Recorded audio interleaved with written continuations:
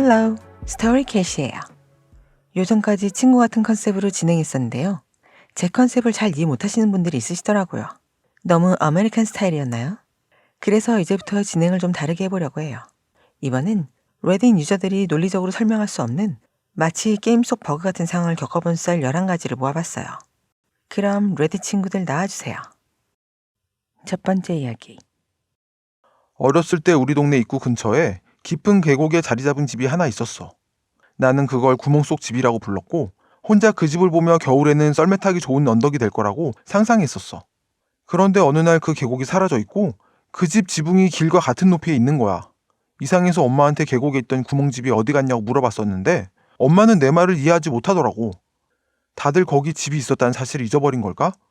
난 지금도 그 근처를 지날 때마다 그 자리를 확인해 보곤 해. 두 번째 이야기. 몇 년 전 파티에서 모르는 애가 춤추고 있는 걸 보는 꿈을 꾼 적이 있어. 파란 셔츠에 검은 바지를 입고 저스틴 비버 머리 스타일이었지. 배경에는 보라색 무대 조명이 있었어. 너무 색이 선명해서 기억에 남았지만 그냥 이상한 개꿈인 줄 알았거든. 그런데 몇 년 뒤 내 사촌 결혼식에 참석했는데 꿈에서 봤던 그 남자와 그 꿈속의 장면을 그대로 라이브로 보게 됐어. 그냥 예지몽인가? 세 번째 이야기. 대학 시절엔 피자 배달 알바를 했었어. 한 번은 내가 배달을 나갔는데 20분 정도 걸릴 배달이 1시간 7분이나 걸리는 일이 있었어. 매니저가 왜 그렇게 오래 걸렸냐고 물어봤는데 나도 모르겠다고 했어. 배달하던 건 기억나지 않고 가게로 돌아오는 길밖에 기억나지 않았거든. 혹시 외계인 얘기할 거면 그건 아니야. 거긴 대낮에 사람도 많았어. 게다가 난 아프지도 않았고 술이나 약도 전혀 안 하거든. 20년이 지난 지금도 그 일에 대해선 아무것도 짐작가는 게 없어서 무서워. 네 번째 이야기. 그런 비슷한 일이 내 전 남자친구 아빠한테 있었어. 별로 말이 없는 분이셨는데 어느 날 나한테 어떤 얘기를 해주시더라고. 중동의 사막 폭풍 작전 때 자기 부대에서 잠깐 떨어져 혼자 50m 정도 떨어진 곳에 갔다가 돌아온 일이 있었대. 본인은 10분 거리에 떨어져 있었다고 주장했는데 실제로는 4시간이나 사라졌었다고 하더라고. 모두가 패닉하다가 안도하고 난리였다는 거야. 분명 탈수나 열사병도 아니었다고 하셨어. 다섯 번째 이야기. 어느 날 집안 거실에서 체크카드를 테이블 위에 놓고 앉아 있었어. 잠깐 들어가서 뭐 마실 걸 가지러 갔는데 돌아왔을 때 그 카드가 사라져 있더라고. 이상해서 주변을 다 뒤져봤는데 어디에도 없는 거야. 확인해보니 계좌에서 돈이 빠져나간 것도 없어서 이틀 뒤에 카드를 취소하고 새로 신청했어. 나는 일어나면 매일 거실에 앉는 게 일과였는데 어느 날 거실로 갔더니 내 체크카드가 테이블 위에 있더라고. 마치 갑자기 나타난 것처럼. 테이블 위에 딴 건 아무것도 없었어. 왜 내가 체크카드를 그렇게 밖에 꺼내뒀었는지도 잘 모르겠어. 혹시 그 카드를 꺼내서 대화라도 하려 했던 건가? 도저히 논리적으로 설명할 수가 없다니까. 여섯 번째 이야기. 남편하고 결혼하기 전에 우리는 따로 살았었고 그는 우리 집에 자주 놀러와서 밤늦게 12시쯤 떠나곤 했지. 우리 집 문 앞에는 3개의 잠금장치가 있었어. 그중 하나는 내가 호텔락이라고 부르는 건데 그 긴 쇠막대기 부분을 홈에 끼워서 문이 잠긴 채로 조금만 열리게 하는 그거.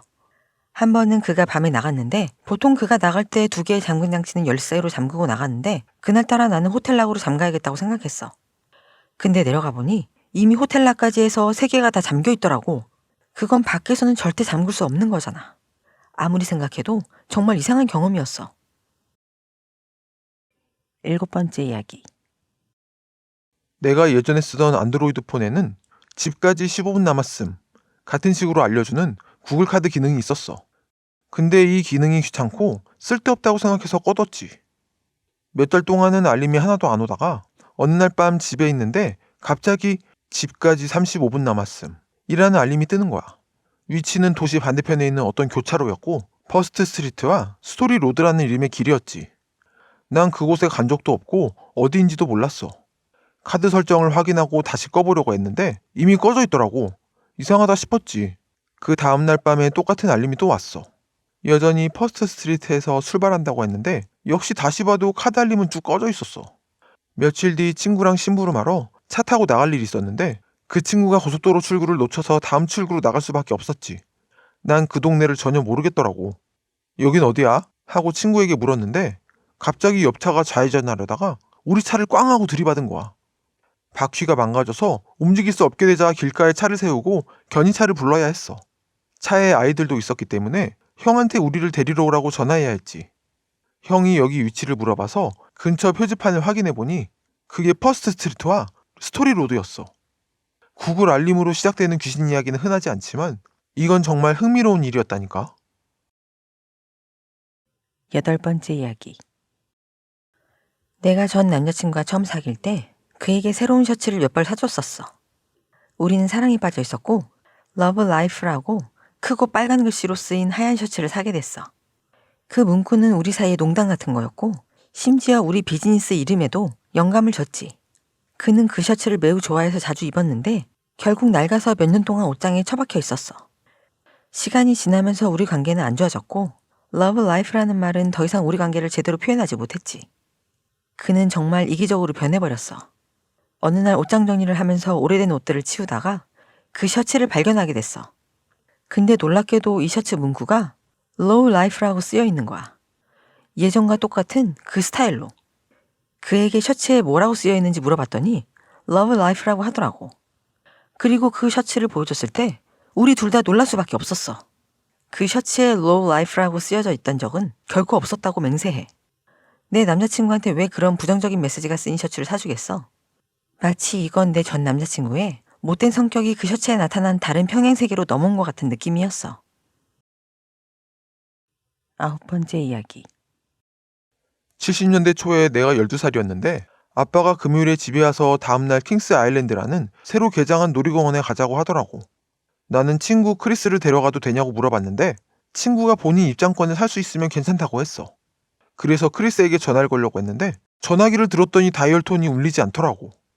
그리고는 갑자기 수화기 너머로 나 크리스인데 내일 같이 킹스 아일랜드에 갈래? 라고 하는 거야. 난 오마이갓! 크리스 너야? 나 지금 너한테 전화해서 그걸 물어보려던 거였어. 아빠랑 내일 킹스 아일랜드에 같이 가는데 너한테도 물어보려고 했는데 너한테 전화가 온 거라니까? 전화벨은 울리지도 않았는데 우리 둘이 동시에 전화를 걸어 정확하게 같은 것을 물어본 거야. 희한하지?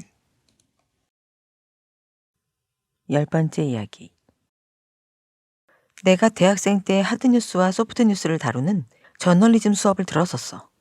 우리 과제 중 하나가 할아버지나 할머니 중 한 분의 부고를 알리는 부고문을 쓰는 거였지. 교수님은 이미 돌아가신 할아버지나 할머니에 대해 쓰라고 하셨는데 만약 할머니, 할아버지가 살아계시다면 그 중 한 분을 선택해서 쓰라고 했어. 우리 할아버지와 할머니는 다 살아계셨고 이 과제가 좀 의미 없다고 생각해서 마감일 바로 전날까지 미뤄놨었지. 급하게 쉬운 대상을 찾기 위해 엄마한테 전화를 걸어 살아계시는 외할아버지에 대한 정보를 좀 물어보게 됐어. 우리가 할아버지의 경력에 대해 이야기한 도중에 엄마는 할아버지가 다니셨던 회사 이름 중 하나를 기억하지 못하시더라고. 그때 할아버지가 계신 곳 시간으로는 밤 10시 30분이었는데도 엄마는 할아버지가 아직 깨어 계실 테니 그 질문을 하기 위해 할아버지에게 전화를 걸기로 하셨어. 전화는 할머니가 받으셨고 엄마와 내가 할아버지 부고문에 대해 이야기하고 있을 때 할아버지께서 갑자기 숨을 멈추시고 의식을 잃으셨다는 거야. 할머니는 전화를 받으시며 당황하셨고 곧 구급대원들이 도착해 할아버지에게 심폐소생술을 하고 있었어. 엄마는 할아버지가 병원으로 이송될 때까지 할머니와 통화를 이어가셨고 병원에 도착했을 때 할아버지는 결국 돌아가셨어. 놀랍게도 내가 쓴 그 과제용 부고문이 실제 할아버지의 부고문으로 사용되게 됐지. 그 타이밍이 너무 신기해서 지금 생각하면 소름 돋는 일이었어. 11번째 이야기. 그날은 금요일이었고 아침부터 진짜 꼬이는 하루였어.